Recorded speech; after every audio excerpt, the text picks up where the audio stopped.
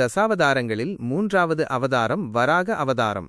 இந்த அவதாரத்தின் முக்கிய நோக்கம் பூமியை ஒரு அரக்கனிடமிருந்து காப்பாற்றுவதாகும். வராக அவதாரத்தின் கதை. ஒரு காலத்தில் இரண்யாட்சன் என்ற சக்தி வாய்ந்த அசுரன் இருந்தான். அவன் கடும் தவங்கள் செய்து பல வரங்களைப் பெற்றதால் மிகவும் ஆணவம் கொண்டவனாக இருந்தான். உலகை ஆள வேண்டும் என்ற ஆசையில் அவன் தேவர்கள் மற்றும் மனிதர்களுக்கு பல துன்பங்களை இழைத்தான்.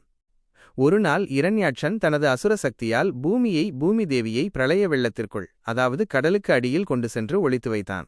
இதனால் பூமி இருளிலும் அச்சத்திலும் மூழ்கியது. உலகிலுள்ள அனைத்து உயிர்களும் பெரும் துயரத்தை சந்தித்தன. இந்த இக்கட்டான சூழ்நிலையில் உலகை காக்க வேண்டி தேவர்களும் முனிவர்களும் மகாவிஷ்ணுவை வணங்கி பிரார்த்தனை செய்தனர். அவர்களின் வேண்டுதலை ஏற்ற விஷ்ணு பூமியை மீட்க முடிவு செய்தார். அவர் ஒரு பெரிய வராகமாக பன்றியாக வடிவமெடுத்தார். அந்த வராகம் உலகையே தாங்கக்கூடிய வலிமையுடன் பிரம்மாண்டமாக இருந்தது. தனது மூக்கு நுனியால் பூமியின் வாசனையை உணர்ந்து பிரளய வெள்ளத்திற்குள் ஆழமாகச் சென்றது. வராக வடிவில் இருந்த விஷ்ணுவுக்கும் இரண்யாட்சனுக்கும் இடையே கடலுக்குள் கடுமையான போர் நடந்தது. நீண்ட நேரம் நடந்த இந்த போரில் இறுதியாக விஷ்ணு தனது கோரை பற்களால் இரண்யாட்சனை அழித்தார்.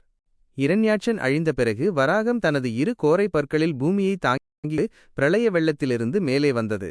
பூமியை மீண்டும் அதன் சரியான இடத்தில் நிலைநிறுத்தியது. இவ்வாறு விஷ்ணு வராக அவதாரம் எடுத்து உலகிற்கு பெரும் தீங்கு இழைத்த இரண்யாட்சன் பூமியை காத்து தர்மத்தை நிலைநாட்டினார்.